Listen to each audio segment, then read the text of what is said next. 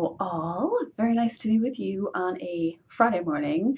I went to record yesterday. I was so organized, you would have been so proud of me.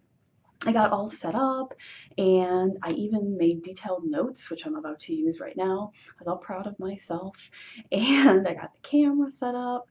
And when I got my audio recorder out, I realized that it had been on for approximately a week and I hadn't realized it.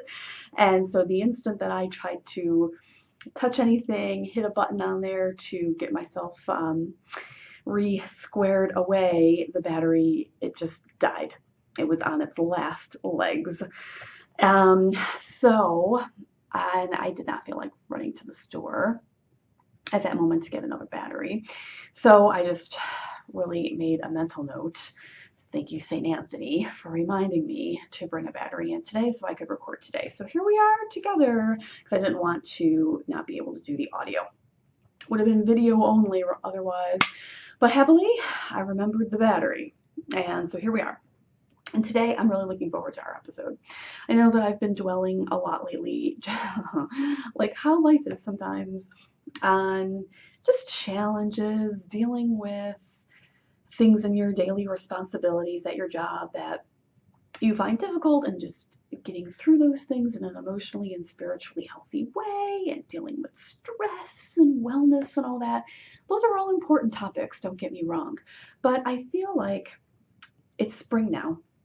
And as happens every year for me, spring is a time of just really like a happy rebirth in terms of my interest in certain activities that I enjoy. And I really want to focus on those things for this episode. I'm really excited about it. I've been having spring fever in terms of crafting and dancing and reading and lots of the hobbies that I treasure.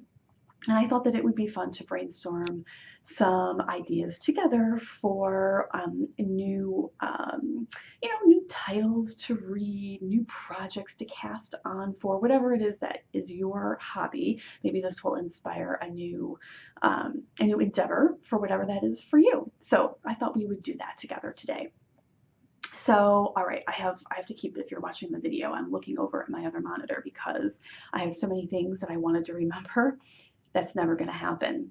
I know myself pretty well at this point, so I have to look over here at my notes because that way I'll get to all of them.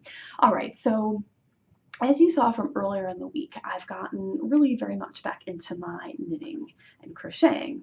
Those are the crafts that I especially enjoy. And so one of the things that sort of spurred that is that one of my favorite places to buy yarn is Expression Fiber Arts. And I do have a link over here. Oh, I'm so good when I remember things. So I have a couple links over here for Expression Fiber Arts in the show notes. They're having a spring knit-along that begins in early April, so a couple weeks before it starts. And the way that they run their knit-alongs is that they will post, they have them seasonally, and so they'll put up a post about it, and they'll have a knit along and a crochet along. There's always two, and you could pick one or the other, or of course you could do both. They will tell you what the item is going to be. In this case, it's going to be socks, but they don't reveal the pattern until the knit along officially launches, so it keeps it kind of mysterious and exciting. And they will have a knit pattern and a crochet pattern. They will be already existing Ravelry patterns. That's our Ravelry is our happy online knitting crocheting community. So they will be patterns that are already there. You just don't know which one it is, and they will be free patterns, so it doesn't cost anything to participate. And you can, like I mentioned, choose to either knit or crochet. When it comes to socks, I only knit them. I have had very bad experiences trying to crochet socks, and knitted fabric just lends itself a little bit better to these large feet that I have. So I signed up to participate in the knit along, and I'm all excited. I could use a new pair of hand knit socks. I make a lot of socks for other people, and I love doing that, but I haven't made myself a pair in a long time. Now, of course, if I was being really good, I could go through my, we'll call it, significant stash of yarn and pull some sock yarn out of there because I already own a lot of sock yarn. However, The way that Expression Fiber Arts does these knit-alongs, crochet-alongs, is that somebody who completes the project by the deadline. So in this case, we begin April 4th, I believe, and you have all the way until June 30th to finish. If you follow all of the steps and you post pictures of your progress and then your finished item, you get entered into a prize, entered into a drawing to win a prize at the end. And if you sign up, of course, that's part of the eligibility of winning the prize. You also have to finish by the deadline, but you get additional entries if you use Expression Fiber Arts yarn. And so they are recommending, and I have a link, their Resilient Sock yarn. And I don't have any of that in my stash, and I do love that yarn base. So I think I'm going to procure Hank of this yarn. I'm waiting for her to post some new colorways. If you use other yarn, of course, you are totally welcome to do that. You'll get 1 entry if you finish. I think if you use EFA yarn, you get 5 entries.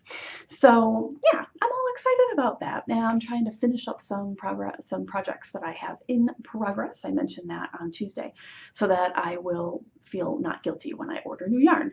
So I'm really, things like that really creatively spur me on and make me feel happy, bring joy, and help me to get through, difficult work days. So I see this as a very positive thing.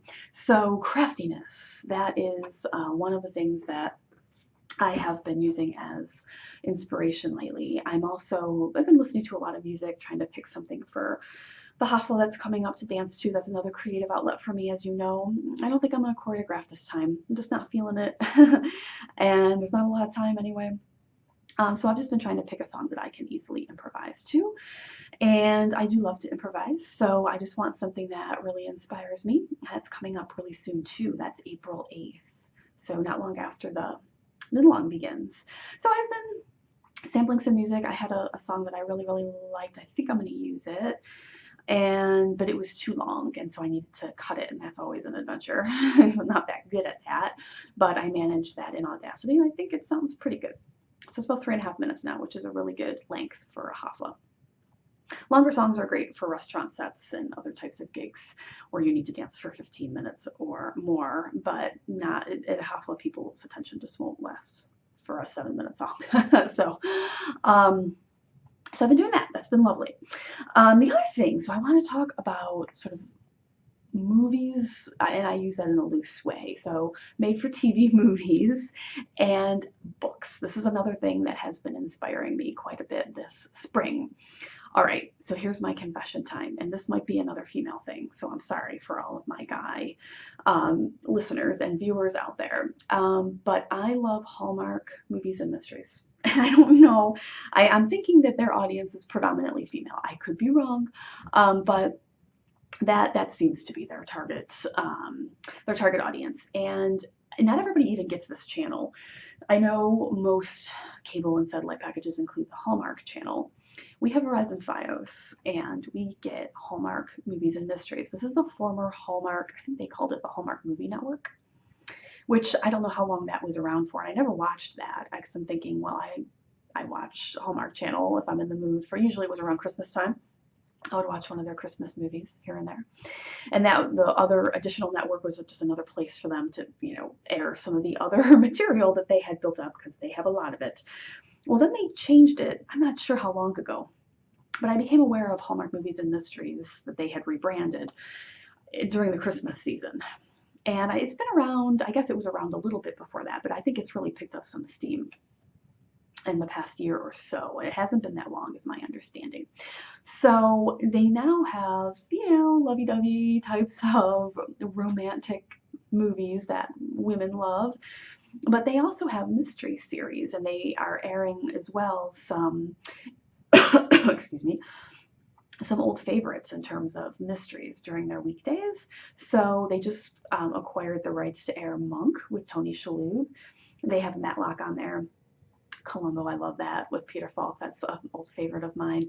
Murder, She Wrote, Diagnosis Murder.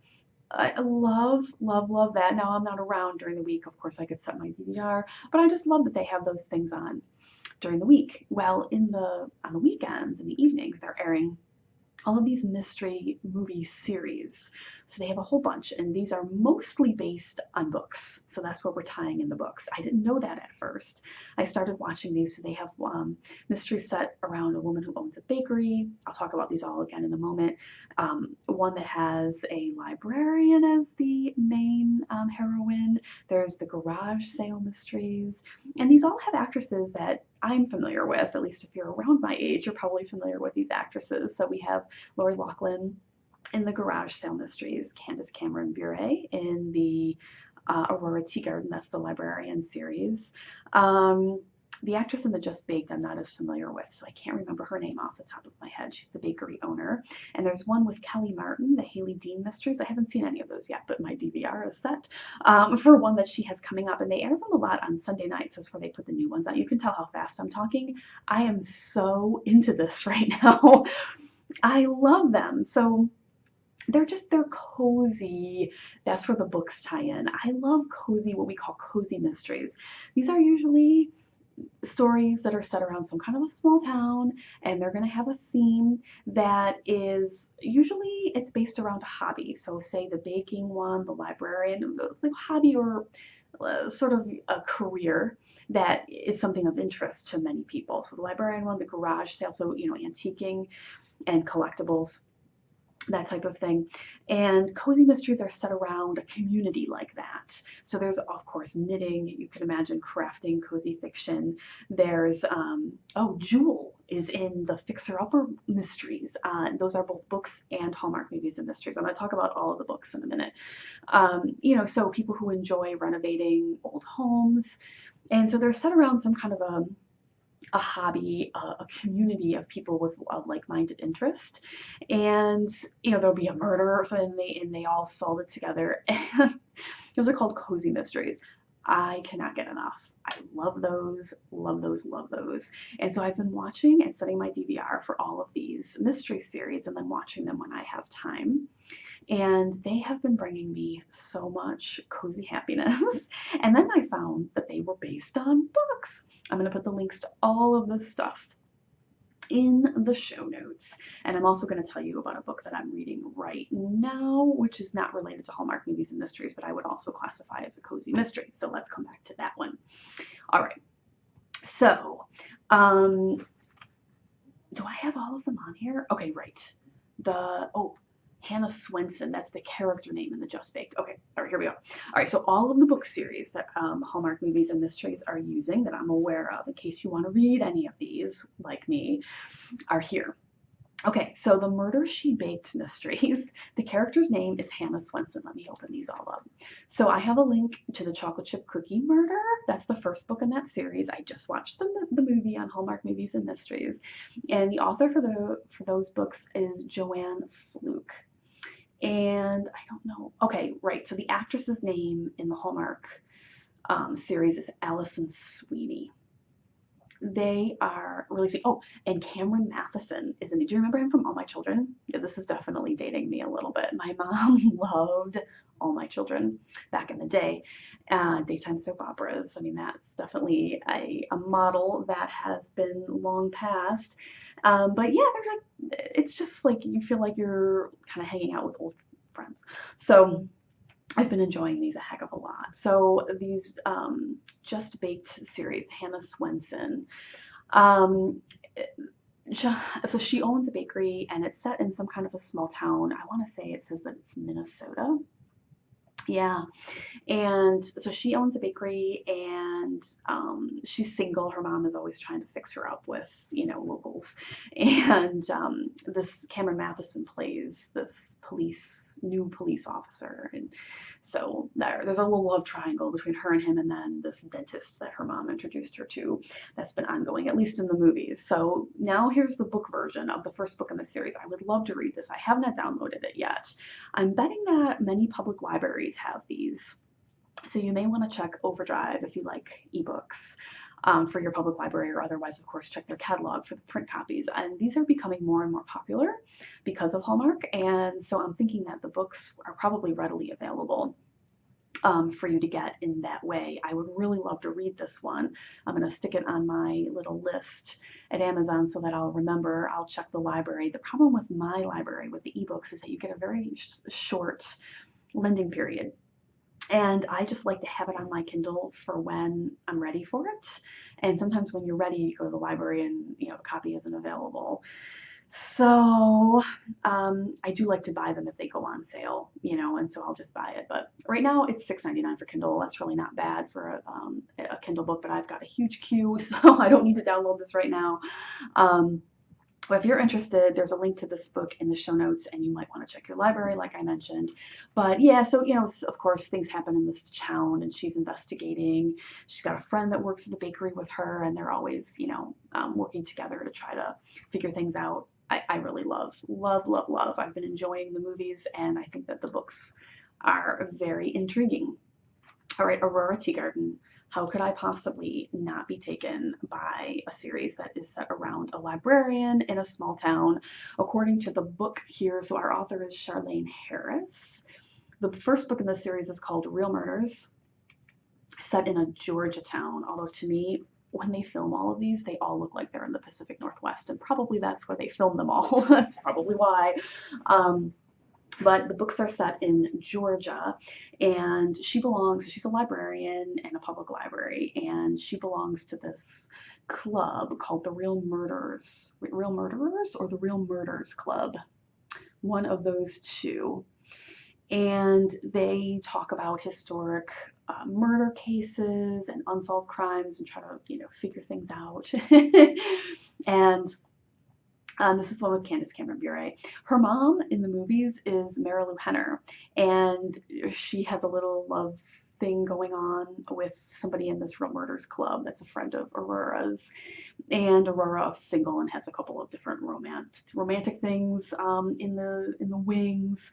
And I find the movies very, very charming. I remember Candace Cameron, of course, from Full House. When I was a kid, she's around my same age, and I find her just very lovely in this role. I love the movies, and so I checked my public library for the Aurora Teagarden mysteries, and they had them all available. I want to say in both print, and they know that they had them on Overdrive for the ebooks. So I did download this one just to my Kindle. I paid for it because it's only $2.99 for Kindle. So that's a really good price. But of course, the library, if you'd rather have it be free, I would check your library because I think they're going to have these. And I am really, really taken with the premise of these books, and I love the movies. The next one is the Fixer Uppers. So those are the ones with Jewel. And the first book in that series is called A High-End Finish, a Fixer Upper Mystery. The author is Kate Carlisle. These are new to Hallmark Movies and Mysteries. I have the first one on my DVR, which is based on this book, the first book in this series. And I had bought this book.